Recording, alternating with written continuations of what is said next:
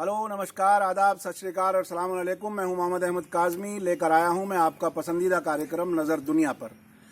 मैं अब तक आपको अंतर्राष्ट्रीय समाचारों के बारे में बताता रहा हूं और भारत के परिप्रेक्ष्य में जो अंतर्राष्ट्रीय समाचार हैं वो बताता रहा हूं। लेकिन अब देश की जो स्थिति बदल रही है उसके साथ साथ कुछ चीज़ें बहुत लोगों का, आप लोगों का कहना था कि राष्ट्रीय खबरें भी होनी चाहिए। तो इसमें जो अब नई सूरत हाल बनी है राजनीतिक, जिसमें कई राज्यों में बीजेपी को नाकामी हुई है विधानसभा चुनावों में, और उसके बाद कैसी परिस्थितियां बन रही हैं, देश के लोग क्या सोच रहे हैं और जो सोच रखने वाले लोग हैं, बड़े लोग क्या सोच रहे हैं, जिन्होंने इस देश के सेकुलरिज्म के लिए, इस देश के ताने बाने को बनाए रखने के लिए कुर्बानियां दी हैं, वो कैसे सोच रहे हैं। मैं इस सिलसिले में बात कर रहा हूं स्वामी अग्निवेश जी से। आप के लिए ये कोई तारुफ के लिए कोई मोहताज शख्सियत नहीं है, बहुत बड़े आदमी हैं और तमाम धर्मों को, तमाम समाज के लोगों को, समुदायों को एक साथ लेकर चलना चाहते हैं। स्वामी अग्निवेश जी, आप बताइए कि जो अब नई सूरत हाल राजनीति में देश में एक तरह से कुछ लोग कहते हैं सकारात्मक हुई है, उसको आप किस नज़र से देख रहे हैं और इसके आगे क्या होने वाला है? क्या इसका असर 2019 लोकसभा पर भी होगा तो कैसे होगा? आप हमारे दर्शकों को बताइए। बहुत बहुत शुक्रिया मोहम्मद काज़मी साहब। मैंने कई सालों से जब भी मैं मुखातिब होता रहा नौजवानों से, किसान मजदूरों से, तो दुष्यंत कुमार का एक शेर में पढ़ता था, घर हो सके तो आप कोई शम्मा जलाइए, इस दौरे सियासत का अंधेरा मिटाइए। ये तीन जो असेंबली के परिणाम आए हैं, आए तो 5 के हैं, लेकिन तीनों ने एक नई जान भर दी।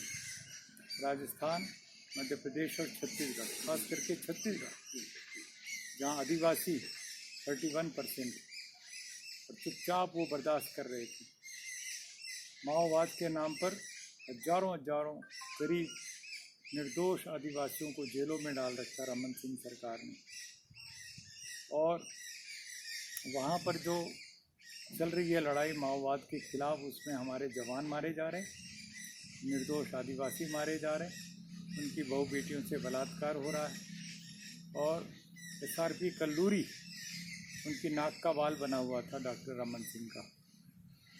जिस जगह पर मेरे ऊपर हमला हुआ, डोलना पार एक जगह है, जब मैं सुकमा से जा रहा था रिलीफ मटेरियल लेके, तो वहाँ पर मुझे 26 मार्च 2011 में मेरे ऊपर कल्लूरी ने हमला करवाया था, जानलेवा हमला। ईश्वर की कृपा से मैं बच गया, लेकिन उस समय मेरी शिकायत पर रमन सिंह ने उसको ट्रांसफ़र किया थोड़ी देर के लिए सरगुजा, और वापस SSP था वो दंतेवाड़ा का, उसको वापस पूरे बस्तर के 5 जिला का IG बना करके भेजा आदिवासी इलाके का। वहाँ बलात्कारी, हत्या, सारे आरोप उसके खिलाफ, लेकिन उसको कोई सज़ा नहीं मिली, बड़ा रिस्पेक्टेबल तरीके से। जब मोदी गए हैं वहाँ पर, पहली बार वहाँ उतरे हैं जहाज़ से, तो रमन सिंह से भी पहले हाथ मिला रहा है कल्लूरी, IG वहाँ का। तो ये इस तरह का गठजोड़ बना हुआ था इन लोगों का, और इसलिए उनको तो सज़ा नहीं मिली। हम जैसे लोगों को, या सुधा भारद्वाज आप जानते हैं कि तो गरीब आदिवासियों का केस मुफ्त में लड़ती थी, उसको जेल में डाल रखा है अभी। और भी नंदिनी सुंदर, जो दिल्ली यूनिवर्सिटी की मानी हुई प्रोफेसर है, जो उस इलाके में बहुत बड़ा काम कर रही है, उसके खिलाफ मुकदमे बना दिए। तमाम ऐसे लोग जो सामाजिक काम कर रहे हैं, उनको प्रताड़ित किया गया। ये सब चीज़ें छत्तीसगढ़ के आदिवासी चुपचाप देखते रहे। अब उन्होंने जो विद्रोह किया है, मौन विद्रोह, उसमें तख्ता पलट के रख दिया। सबको आश्चर्य हो रहा है, खुद कांग्रेस को भरोसा नहीं था कि आदिवासियों में से इतनी ज़्यादा सीटें उनको आएंगी। तो क्या आपको लगता है कि ये मौन विद्रोह पूरे देश में आएगा, पूरे देश में तब्दीली आएगी? क्या लगता है आपको? मुझे बहुत बड़ी उम्मीद की किरण जगी है हम सब लोगों के दिलों में। बहुत से लोग जो निराश बैठे थे और ऐसा लगता था कि मोदी इनविंसिबल, मीडिया ने उसको ऐसा प्रसारित कर दिया कि जैसे अब इसकी जोड़ का कोई दूसरा प्रधानमंत्री पद का उम्मीदवार है ही नहीं। और राहुल जी को जैसे पप्पू पप्पू करके उन्होंने बदनाम करने की कोशिश की थी। उस राहुल गांधी ने ठीक एक साल हुए उसकी ताजपोशी को as president of Congress party. उसी दिन रिजल्ट आने शुरू हुए। एक साल में राहुल गांधी ने अपने लीडरशिप की एक बहुत बड़ी छाप छोड़ दी। आज उसका कद जो है, ईमानदारी से देखा जाए तो मोदी के मुकाबले में ज़्यादा विश्वसनीय है। बड़ा तो मैं नहीं कहूँगा, वो प्राइम मिनिस्टर है, लेकिन अधिक विश्वास के लायक आज राहुल गांधी है। और मोदी को लोग देख रहे हैं झूठ पर झूठ पर झूठ और बकवास करना, इतनी गंदी भाषा का इस्तेमाल करना जो एक गली के गुंडे भी नहीं करते, इस तरह की भाषा वो बोल रहे हैं बतौर प्रधानमंत्री के। ये उनका खिसियानापन है। तो जैसा आप कह रहे हैं कि विश्वास के साथ में एक चेहरा उभर के आया है, तो क्या ये विश्वास पूरे राष्ट्र की सतह पर होगा? क्या दूसरे जो सेकुलर पार्टियां हैं उन पर इसी तरह से विश्वास के साथ उनके साथ आगे बढ़ेंगी? कैसा लगता है आपको 2019 का सिनेरियो कि जब हम जून 2019 में बैठे होंगे तो कैसी सरकार होगी और क्या सूरत बनेगी? इन चुनावों के नतीजों ने एक तरह से पटकथा लिख दी 2019 के लिए। और ये स्पष्ट एक फैसला है, जनता का फैसला है कि 2019 में मोदी को हटाना है और देश को बचाना है। इस घृणा, नफरत, हिंसा और जिस तरीके से सांप्रदायिक विभाजन करके उन्होंने अपना पोलराइजेशन का ध्रुवीकरण की राजनीति की थी और मुसलमानों के, ईसाइयों के, दलितों के, आदिवासियों के ऊपर अत्याचार पर अत्याचार ढाए थे और सबको सोचते थे कि खरीद लिए जाएंगे और सब बिकाऊ माल है। मीडिया को खरीद लिया उन्होंने, मोदी मीडिया बन गया। इस तरीके से जो उन्होंने चाल चली थी और पूंजी के बल पर, पैसे के बल पर, अंबानी अडानी के बल पर जो सोचा था कि मैं चुनाव जीतता चला जाऊंगा, 50 साल का सपना अमित शाह ने बिखेर दिया। लेकिन अब वो सब ताश के पत्तों की तरह गिरता हुआ नज़र आ रहा है। उम्मीद की जो नई हवा चली है देश में, इससे हम जैसे लोग जो सामाजिक कार्यकर्ता हैं, आज हमारे से साथ बैठे हैं जस्टिस कोलसे पाटिल साहब, माने हुए राष्ट्र के एक वो हैं, न्यायमूर्ति हैं, जिन्होंने सामाजिक न्याय की लड़ाई लड़ी सारी ज़िंदगी, जज रहते हुए, इस्तीफा दे के भी।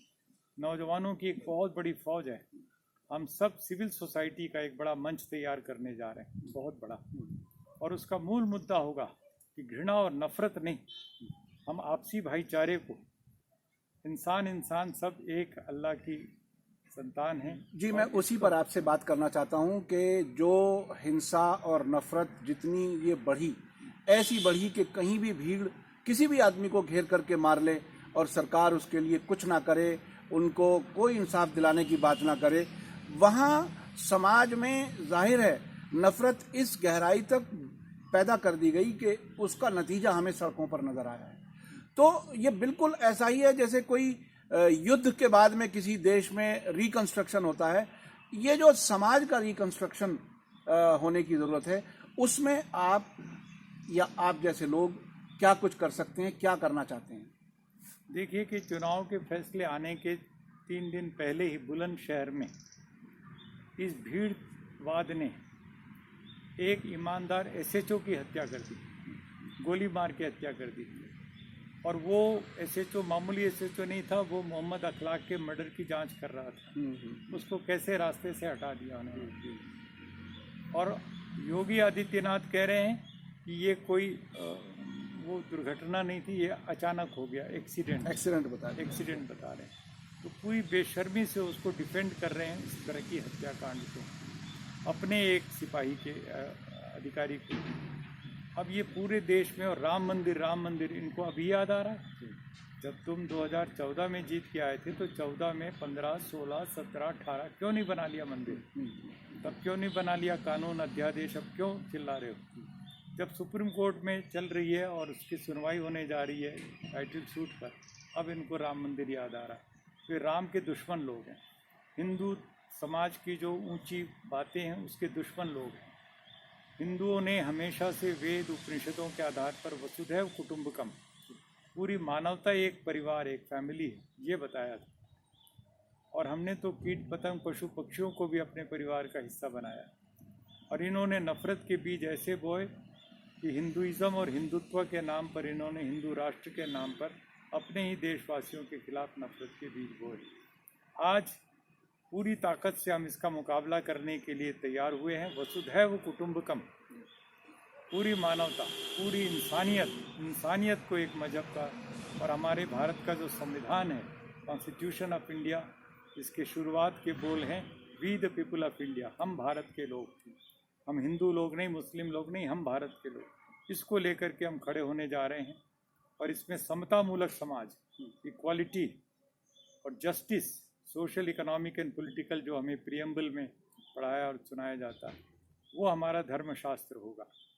उसको हम अपना मानेंगे कि ये हमारा बाइबल है, ये हमारा कुरान है, ये हमारी गीता है। अच्छा, इस तरीके से आपके लिए कुछ लोग जो भगवा रंग के एक तरह से अपने आप को हितैषी और अपने आप को उस रंग में पेश करते हैं, और उसके साथ दूसरे समाज वाले शायद उन्हें भगवा रंग को एक तरह से इतना बदनाम किया है कि वो नफरत का एक सिंबल बन गया है। लेकिन आप भी भगवा रंग में हैं, आप मोहब्बत की बात करते हैं, पूरे तमाम समुदायों को एक साथ लाने की बात करते हैं। तो ये जो भगवा और भगवा के बीच की लड़ाई है, उसे आप कैसे देखते हैं और कैसे प्रेजेंट किया जाना चाहिए सही हिंदुइज्म को, और इसमें क्या कहीं किसी से नफरत की कोई गुंजाइश है? देखिए कि ये जो भगवा रंग है, ये हमारे तिरंगे का भी से ऊपर वाला रंग है। ये प्रतीक है शांति, शुचिता और समाज परिवर्तन की आग, उसका प्रतीक है ये असल में न तो भगवा है न ऑरेंज कलर है, ये है अग्नि। मेरा नाम भी मैंने इसीलिए चुन के रखा, अग्निवेश। मैं ये कहता हूँ कि इसको हाईजैक किया, समझे ना। अब मोदी ना तो भगवा पहनता है, ना अमित शाह पहनता है, ना मोहन भागवत पहनता है, लेकिन भगवा को अप्रोप्रिएट किया, मिस अप्रोप्रिएट। और इसी तरह से गंगा को किया, वंदे मातरम को किया, इसी तरह भारत माता, सब चीज़ों को जो सिंबल्स थे जनता के, उनको अंबेडकर को कर लिया, सरदार पटेल को कर लिया। जो सरदार पटेल इनके ऊपर बैन लगा रहे हैं आरएसएस पे, उसको उन्होंने अपना हाईजैक करके ले गए, मूर्ति बना के खड़ी कर दी। राम को कर रहे हैं ये, राम के विचारों से इनका कोई लेना देना नहीं, लेकिन राम को पूरी तरह अपने इस्तेमाल कर रहे हैं। कहने का मेरा मतलब है कि हिंदुइज़्म जिसको हम कहते हैं, वो एक बहुत उदार, विशाल और टॉलरेंट रिलीजन माना जाता था दुनिया का सबसे, और एक उस धर्म में रिलीजन है भी नहीं है, एक वे ऑफ लाइफ है। उसको इन्होंने कट्टरवादी की तरफ ले गए, हिंदुत्ववादी। अब लोग नकार रहे हैं। अब राजस्थान में 2 सन्यासी हारे हैं बुरी तरह से, जो उनके बीजेपी की टिकट पे खड़े थे। तो हिंदू कार्ड इनका चला नहीं, न राजस्थान में चला, न मध्य प्रदेश, न छत्तीसगढ़ में चला। अब इससे इनको साफ पता लग रहा है कि जो हार इनकी गोरखपुर में हुई है, योगी आदित्यनाथ जहाँ से 5 बार एमपी रहे, फूलपुर में हुई है जहाँ से इनका डिप्टी चीफ है, कैराना में हुई है जहाँ हमारी मुस्लिम बहन जीत के आई। अब ये यदि पूरे विपक्ष के लोग, राहुल गांधी समेत सब लोग बैठें, सिर जोड़ें और एक महागठबंधन बनाएं, जो बिहार ने रास्ता दिखाया, लालू प्रसाद जी ने जो रास्ता दिखाया, वो आज पूरे भारत के लिए सबसे ज़्यादा रेलिवेंट हो चुका है। और मुझे लगता है कि इस चुनौती को यदि हमारे विपक्ष के नेता स्वीकार करते हैं, तो एकदम अभी से साफ लिख लीजिए, 100 से ज़्यादा एमपी नहीं जीत सकते मोदी के बीजेपी, 100 से ज़्यादा, ये भी मैं बढ़ा चढ़ा के बोल रहा हूँ। ऐसी हालत में अब तो तैयारी करनी चाहिए कि असली जो एजेंडा होना चाहिए, जो राहुल जी ने अपने अभी परसों प्रेस कॉन्फ्रेंस में कहा है, किसान का, उसकी हालत को कैसे सुधारा जाए, गांव की हालत को कैसे, नौजवानों को बेरोजगारी और शिक्षा इतनी बुरी हालत में, पढ़ाई लिखाई गरीब बच्चों की, इन सब चीज़ों को यदि सुधारने का जिम्मा लेकर के खड़ी होती है हमारी सारी विपक्ष की ताकतें, अपने एजेंडा में शामिल करें। 50 करोड़ असंगठित क्षेत्र के मजदूरों को न्यूनतम मजदूरी नहीं मिल रही, और हम चाहते हैं उनको 7 पे कमीशन के बराबर का एक वेज मिलना चाहिए। और दिल्ली की केजरीवाल सरकार ने बहुत दूर तक बढ़ा करके चला के दिखाया भी है। कहने का मतलब ये है कि ये गरीब के मुद्दे, आदिवासी, दलित, मुस्लिम, ये जो पसमानदा समाज है, इसके मुद्दों को लेकर के यदि हमारी ये नया राजनीति का करवट बदला जाता है तो आने वाला युग बहुत ही सुंदर होगा और इतना मजबूत होगा कि दोबारा ये ताकतें सिर नहीं उठा सकेंगी। ये काली ताकतें हमेशा के लिए इनको शिकस्त देते हुए हम आगे बढ़ेंगे और संविधान को लागू करें ईमानदारी के साथ। खाली कसम खा करके नाटक करने के लिए संविधान नहीं बना है, उस पर अमल होना चाहिए। बाबा साहब भीमराव अंबेडकर ने और हमारे तमाम महापुरुषों ने और गांधी जी के सपनों का भारत बने, भगत सिंह के सपनों का भारत बने, ऐसा हम लोगों को करके दिखाना है। बहुत बहुत शुक्रिया स्वामी अग्निवेश जी, आपने बहुत ही कम समय में बहुत काम की बात कही। खुशी भी है तब्दीली की, उसके साथ साथ राजनीतिज्ञों को नसीहत भी है कि विपक्ष किस तरह से अब आगे बढ़े और समाज में किस तरह से हिंदुइज्म को समझना चाहिए। हिंदुइज्म में कहीं नफरत की गुंजाइश नहीं है, ये भी बताया आपने। और ये भी बताया कि कुछ ताकतों ने भगवा रंग को हाईजैक किया है। तो ये बहुत ही महत्वपूर्ण है और मैं समझता हूं कि जनता को नज़दीकी से, अच्छे से, बारीकी से समझना चाहिए कि देश हित में कौन है और देश के खिलाफ कौन है। मैं इसी के साथ लेता हूं इजाज़त। धन्यवाद, शुक्रिया। जय भारत, जय हिंद।